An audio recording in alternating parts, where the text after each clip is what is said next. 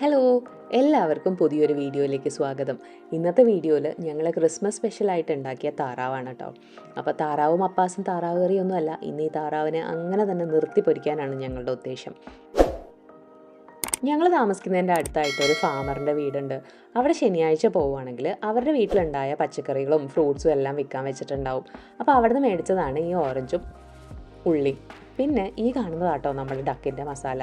പ്രത്യേകിച്ച് ഒന്നുമില്ല, ഉപ്പ്, പഞ്ചസാര, കുരുമുളക് പൊടി, പിന്നെ കുറച്ച് കറുകപ്പട്ട പൊടിച്ചതും. താറാവിനെ കഴുകി വൃത്തിയാക്കി കുളിപ്പിച്ചെടുത്തിട്ട് തുടച്ച് ഉണക്കുന്ന പരിപാടിയാട്ടോ ഇത്. ഇത് ഉണക്കി ഇതിൻ്റെ സ്കിന്നൊന്ന് ഡ്രൈ ആവാൻ കുറച്ച് നേരം ഫ്രിഡ്ജിലും കൂടെ വെച്ചിട്ട് മസാല തേച്ചാൽ അടിപൊളിയാണെന്നാണ് റെസിപ്പി നോക്കിയപ്പോൾ കണ്ടത്. നമുക്ക് ഏതായാലും അതിന് സമയമൊന്നുമില്ല, അതുകൊണ്ട് കുളിപ്പിച്ച് തോർത്തി ഉടനെ അങ്ങോട്ട് മസാല തേക്കുകയാണ്. എന്തെങ്കിലും സ്പെഷ്യൽ ഉണ്ടാക്കുന്ന ദിവസം എല്ലാവരും അടുക്കളയിൽ തന്നെ കാണും കേട്ടോ.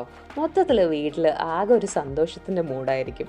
ഇനി ഇത് ഉണ്ടാക്കിയിട്ട് സെറ്റാവോ ഇല്ലേന്നൊന്നും അറിയില്ലെങ്കിലും എല്ലാവർക്കും ഭയങ്കര പ്രതീക്ഷയാണ്. അതുകൊണ്ട് തന്നെ എല്ലാവരും അടുക്കളയിൽ കാണും. പണിയെടുക്കാൻ കൈകൾ കൂടുതലുള്ളതുകൊണ്ട് പെട്ടെന്ന് പണിയും തീരും.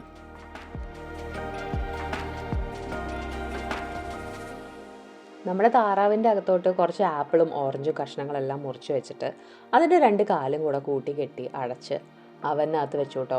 ഇതൊരു 150 ഡിഗ്രിയിൽ പതുക്കെ ഇരുന്ന് 3-4 മണിക്കൂർ വെന്താലേ സെറ്റായി കിട്ടുള്ളൂ. ആ നേരം കൊണ്ട് നമുക്ക് ഇതിൻ്റെ കൂടെ കഴിക്കാനുള്ള സോസും കുറച്ച് പൊട്ടേറ്റോയും കൂടെ ഉണ്ടാക്കാനുണ്ട്.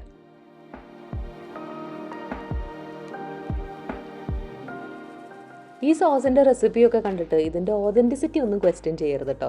കാരണം എപ്പോഴെങ്കിലുമൊക്കെ പുറത്തുനിന്ന് കഴിച്ചിട്ടുള്ള ഒരു ഓർമ്മയിൽ ഞാനത് ഉണ്ടാക്കി നോക്കുന്നതാണ്.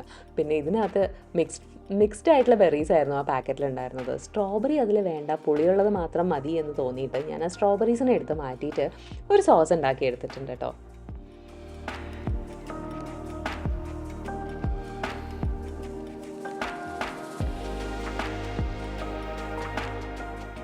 3-4 വട്ടം തിരിച്ചും മറിച്ചും ഒക്കെ ഇട്ട് നമ്മുടെ ഡക്കിനെ വേവിച്ചെടുത്തിട്ടുണ്ട്. ആദ്യമായിട്ട് ചെയ്യുന്നതുകൊണ്ട് തന്നെ ഇതിൻ്റെ അകത്ത് വേവുമോ എന്നൊക്കെ എനിക്ക് നല്ല ഡൗട്ട് ഉണ്ടായിരുന്നു കേട്ടോ. ഏതായാലും മുറിച്ചെടുത്തപ്പോൾ നല്ല ജ്യൂസി ആയിട്ട് ഇരിക്കുന്നുണ്ടായിരുന്നു, അകത്തൊക്കെ നന്നായി വെന്തിട്ടും ഉണ്ടായിരുന്നു. അപ്പോൾ കറക്റ്റ് പാകമാണ്. പിന്നെ മാഷ് പൊട്ടേറ്റോയും നമ്മൾ ഉണ്ടാക്കിയ സോസും കൂടിയിട്ട് ഇത് വെച്ച് പിടിച്ചു. അങ്ങനെ ഞങ്ങളുടെ ക്രിസ്മസ് ഡിന്നർ പൊളിയായിരുന്നു. ഫുഡൊക്കെ അടിപൊളിയായിട്ട് എൻജോയ് ചെയ്തു. പക്ഷേ ഇനിയാണ് കഷ്ടപ്പാട്. നോൺ വെജ് കുക്ക് ചെയ്താൽ പിന്നെ ഈ അവൻ വൃത്തിയാക്കി എടുക്കാൻ നല്ല പാടാണ്.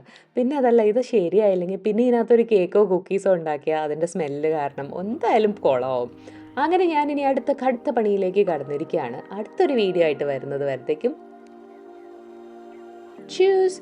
അപ്പോൾ എല്ലാവർക്കും മെറി ക്രിസ്മസ്.